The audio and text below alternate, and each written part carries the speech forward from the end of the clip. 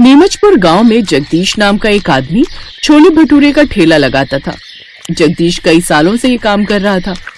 उसके छोले भटूरे पूरे गांव में बड़े प्रसिद्ध थे। जो भी उसके छोले भटूरे खाता वो खाता ही रह जाता।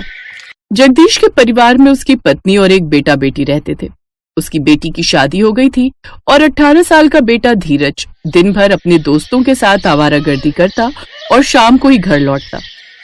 एक रोज जगदीश अपने बेटे से, बेटा धीरज, अब इस बुढ़ापे में मुझसे ज्यादा देर तक ठेले पर खड़ा नहीं रहा जाता। अब ऐसा करा कर तू भी मेरे साथ ही चला कर, जिससे तू भी मेरी तरह छोले भटूरे बनाना सीख जाए। अरे नहीं बाबूजी, मैं आपकी तरह ये काम नहीं करना चाहता। मुझे ये सब काम पसंद नहीं है। मैं तो शहर जाकर नौकरी करना चाहता हूँ, नौकरी। इतना कहकर धीरज फिर से अपने दोस्तों के साथ तफरी करने घर से निकल जाता है।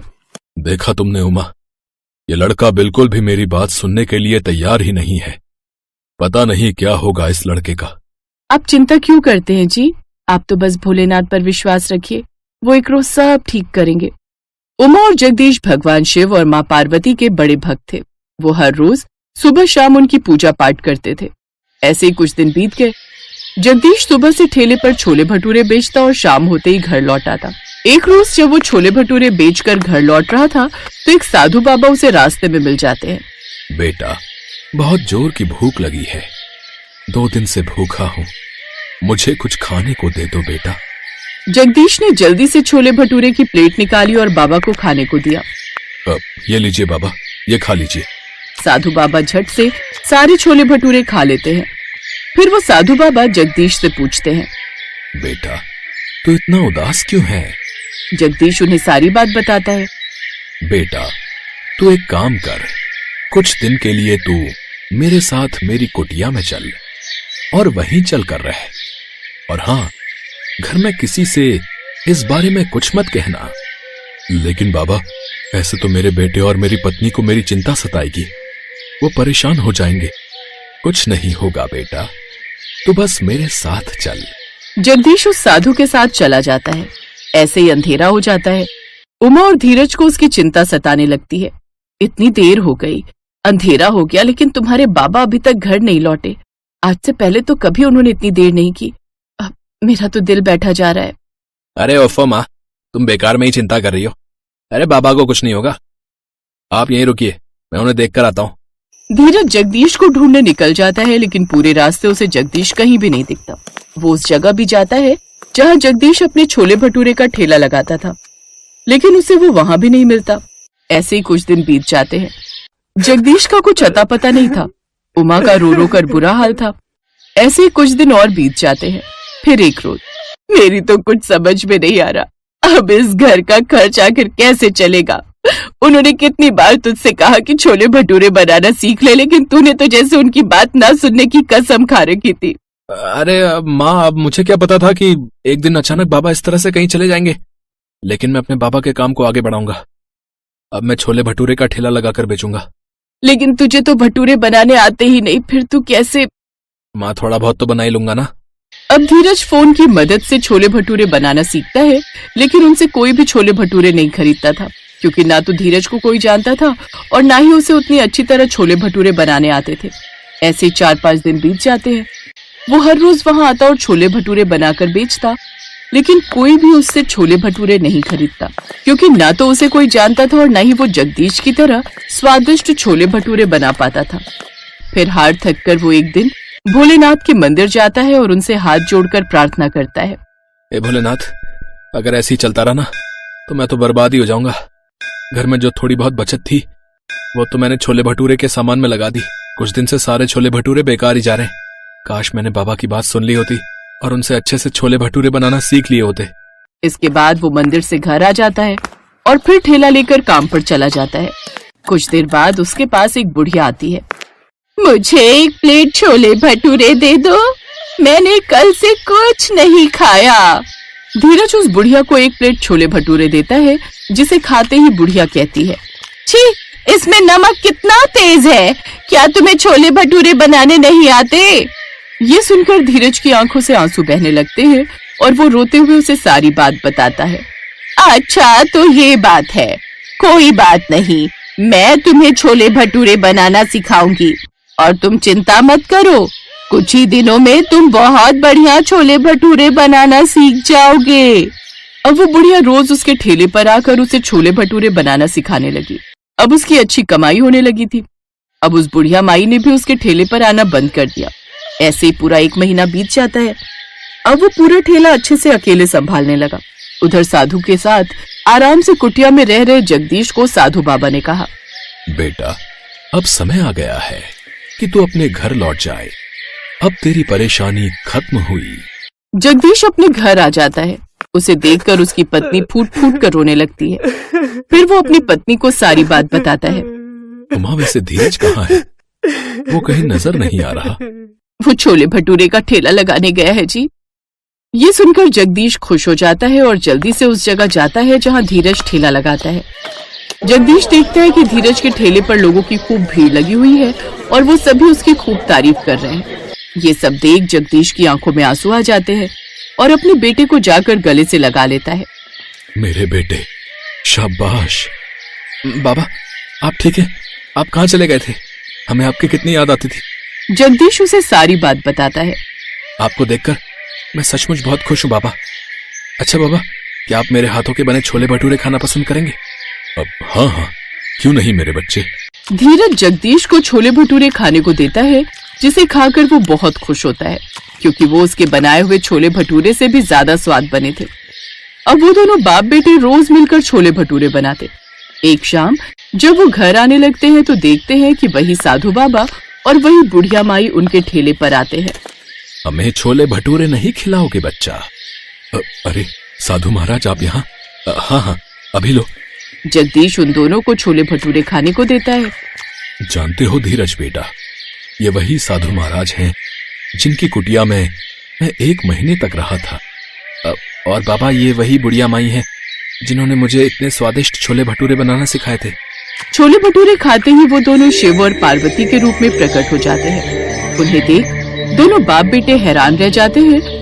बेटा धीरज, अब से सदैव अपने पिताजी की आज्ञा का पालन करना, इसी में तुम्हारी भलाई है। और किसी भी बात की चिंता मत करना, हम सदैव तुम्हारे साथ हैं। अब से तुम लोगों को कभी किसी चीज की कमी नहीं होगी, ये आशीर्वाद है हमारा तुम दोनों को। ये कहकर वो अंतर ध्यान हो जाते हैं। उस दिन के बाद से उनके छोले भटूरे का व्यापार और भी अच्छा चलने लगता है। अब वो हर रोज जब भी छोले भटूरे बनाए तो सबसे पहला भोग भगवान शिव और माता पार्वती को लगाते। कुछ ही महीनों में वो खुद की एक बड़ी सी दुकान खोल लेते हैं। साथ ही कच्चे घर से हटकर अपने लिए बड़ा पक्का घर बनवा लेते हैं। कुछ समय बाद धीरज अकेले ही भटूरे का व्यापार संभालने लगता है और जगदीश और उमा घर पर रहकर आराम से भगवान शिव और माँ पार्वती की भक्ति में लीन हो जाते हैं। अब वो सब एक साथ खुशी खुशी रहने लगे। समय की बात है, श्रीपुर नाम के एक गांव में रामेश्वर नाम का एक ब्राह्मण अपनी माँ के साथ रहता था। वो दिन रात भगवान शिव की भक्ति किया करता था। शिव नाम का जाप सदैव उसके मुख पर रहता था। ओम नमः शिवाय, ओम नमः शिवाय, ओम नमः शिवाय। रामेश्वर बेटा, आज भी तूने मुझे नहीं उठाया, खुद ही उठकर घर के सारे काम कर लिए, खीर भी भोग लगा दी तूने तो। हाँ माँ, मैंने सोचा फटाफट से काम करके खीर बना लेता हूँ। शिवजी भी खीर के इंतजार में बैठे होंगे। ये लो, भोग की खीर खाकर बताओ कैसी बनी है। रामेश्वर बेटा, इस खीर को तू बचपन से शिवजी को खिलाता आ रहा है। जब तेरे बापू जिंदा थे तब वो प्रसाद की खीर खिलाते थे और उनके जाने के बाद तूने ये नियम बना लिया। तेरी खीर बहुत ही स्वादिष्ट बनती है बेटे, और मुझे पता है भगवान शिव भी तेरे हाथों की खीर खाने के इंतजार में रहते होंगे। तभी तो मैं सुबह जल्दी उठकर सबसे पहले खीर ही बनाता हूँ ताकि भगवान शिव को भोग लगा सकूं। रामेश्वर का नियम था रोजाना सुबह जल्दी उठकर घर के सारे काम निपटाना और फिर भगवान शिव के भोग के लिए खीर का प्रसाद बनाना। ये कार्य पहले उसके पिता करते थे और पिता के जाने के बाद शिव जी की सेवा और खीर भोग की पूरी जिम्मेदारी रामेश्वर ने उठा ली। रामेश्वर को विश्वास था कि भगवान शिव उसके द्वारा खिलाई गई खीर को रोजाना ही खाते हैं। इसी विश्वास पर वो रोजाना खीर का भोग लगाता था और अपने भक्त के द्वारा भोग लगाई गई खीर को कैलाश पर्वत पर विराजमान भगवान शिव बहुत चाव से खाते थे। स्वामी, क्या बात है, आपको तो आनंद ही आनंद है। आपके भक्त आपको प्रेम से इतने स्वादिष्ट व्यंजन खिलाते हैं और आपका भक्त रामेश्वर तो नियम के अनुसार आपको खीर का भोग लगाता है। लाइए, थोड़ी सी खीर मुझे भी दे दीजिए। रामेश्वर के हाथों की खीर बहुत ही स्वादिष्ट होती है। हाँ देवी पार्वती, रामेश्वर इतनी स्वादिष्ट खीर का भोग लगाता है कि मन प्रसन्न हो जाता है। तभी नंदी और समस्त शिवगण वहाँ जाते हैं। महादेव, ये लीजिए, हम भांग और धतूरा ले आए हैं।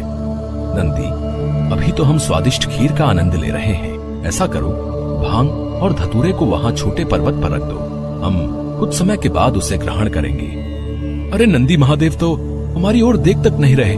उनका सारा ध्यान तो रामेश्वर की बनाई हुई खीर पर है। ऐसे कब तक चलेगा नंदी? हाँ, मैं भी यही देख रहा हूँ। इतने प्रेम से हम भांग और धतूरा पीस कर लाए और महादेव ने हमें इसे रखने के लिए बोल दिया। अरे नहीं नहीं, ऐसी बात नहीं है। महादेव ने बोला है कि हम उसे वहां रख दें। वो कुछ देर बाद उसे ग्रहण करेंगे। महादेव रोजाना रामेश्वर की भोग लगाई हुई खीर को बहुत चाव से खाते हैं। नंदी, मैं तो कई बार सोचता हूँ कि रामेश्वर की खीर में ऐसा क्या है कि भोलेनाथ सबसे पहले उसकी भोग लगाई खीर को ही खाते हैं और फिर और किसी तरफ उनका ध्यान ही नहीं जाता। तभी तो हम भांग धतूरा लेकर आए और उन्होंने बिना देखे ही इसे रखने के लिए बोल दिया। हाँ, कह तो तुम ठीक रहे हो भैरव। महादेव को भांग धतूरा इतना प्रिय है, पर रामेश्वर की खीर से ज्यादा उन्हें इस समय कुछ भी प्रिय नहीं लग रहा। तो क्या किया जाए नंदी कि महादेव का ध्यान अपने भक्त रामेश्वर से हटकर हमारी ओर आ जाए? एक रास्ता है। नंदी ने सभी गणों के कान में कुछ कहा। उसके पश्चात सभी गण पृथ्वी लोक पर आ गए और सबने ब्राह्मण रूप ले लिया और सब लोग रामेश्वर के पास पहुँचे। रामेश्वर शिव जी को खीर का भोग लगाने के लिए बाजार से सामान खरीद रहा था। ब्राह्मण वेश में नंदी ने रामेश्वर से कहा, रामेश्वर, तुम हमें नहीं जानते, पर हम तुम्हें बहुत अच्छे से जानते हैं। तुम भगवान शिव के भक्त हो और रोजाना उन्हें खीर का भोग लगाते हो। हाँ ब्राह्मण देव, आप तो सब कुछ जानते हैं। हाँ रामेश्वर, हम सब जानते हैं, इसीलिए तो हम तुम्हारे पास आए हैं। हमें पता है कि तुम महादेव के परम भक्त हो, पर तुम्हें पता है महादेव अब रोजाना खीर खाकर ऊब गए हैं। इसलिए अब तुम कुछ दिनों के लिए खीर का भोग रोक दो।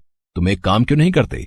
तुम महादेव को सप्ताह में एक दिन खीर का भोग लगाया करो, जिससे महादेव को और अधिक स्वाद आएगा। अब महादेव को इतने सारे भक्त पूजते हैं।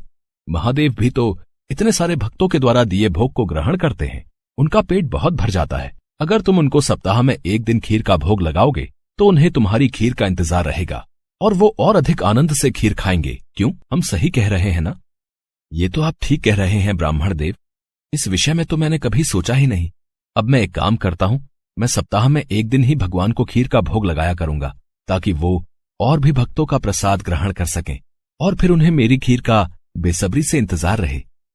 भोला भाला रामेश्वर शिवगणों की बातों में आ गया। शिवगण खुशी खुशी कैलाश वापस लौट आए। अब शिव जी रोजाना रामेश्वर की खीर का इंतजार करने लगे कि कब रामेश्वर उन्हें भोग लगाए और कब वो खीर का भोग खाए। पर कुछ दिनों तक रामेश्वर ने खीर का भोग बनाया ही नहीं, तो शिव जी को खीर कहाँ से मिलती। अब सप्ताह में एक दिन रामेश्वर ने खीर का भोग लगा दिया तो शिव जी ने खीर खा ली। फिर उसके बाद कुछ दिन और खीर नहीं मिली तो भगवान शिव सोच में पड़ गए। उन्होंने अपने नेत्र बंद किए और उन्हें सारी सच्चाई पता लग गई और भगवान शिव को गुस्सा आ गया। शिव जी को गुस्से में आया देख सभी गण उनके समक्ष हाथ जोड़कर खड़े हो गए। नंदी, श्रृंगी, वीरभद्र, भैरव, तुम सभी गण जानते भी हो कि तुमने क्या किया है। मेरे भक्त रामेश्वर के द्वारा भोग में अर्पित की गई खीर मुझे कितनी प्रिय है और तुमने उसे खीर का भोग रोजाना लगाने के लिए मना कर दिया। महादेव, हमें क्षमा कर दीजिए, हमसे भूल हो गई। महादेव, जब हम आपको खीर खाता हुआ देखते थे तो हम यही सोचते थे कि आप हमारी ओर ध्यान नहीं दे रहे हैं। अच्छा, तो ये कारण है, पर तुम सब ये नहीं जानते कि मेरा प्रेम अपने सभी भक्तों पर एक समान है। मैं भला तुम्हें कैसे भूल सकता हूँ? तुम तो मेरे हृदय में वास करते हो। तुम सब तो मेरी ही शक्तियों द्वारा उत्पन्न हुए हो। संसार में मेरा प्रत्येक भक्त मुझे एक समान प्रिय है और प्रत्येक भक्त के हृदय में मैं ही विद्यमान हूँ। इसलिए मेरा प्रेम कभी भी कम या ज्यादा नहीं हो सकता।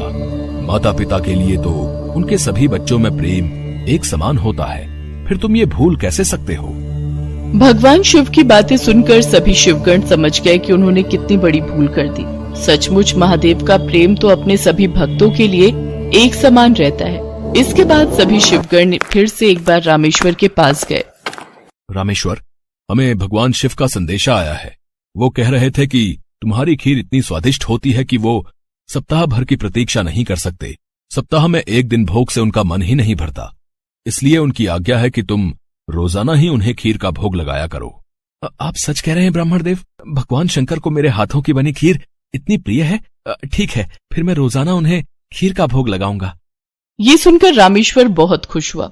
अब एक बार फिर रामेश्वर रोजाना खीर बनाकर भगवान शिव को भोग लगाने लगा। अब तो समस्त शिवगण भी भगवान शिव के साथ रामेश्वर द्वारा भोग लगी प्रसाद की खीर का आनंद लेते और खूब भरपेट खीर को खाते।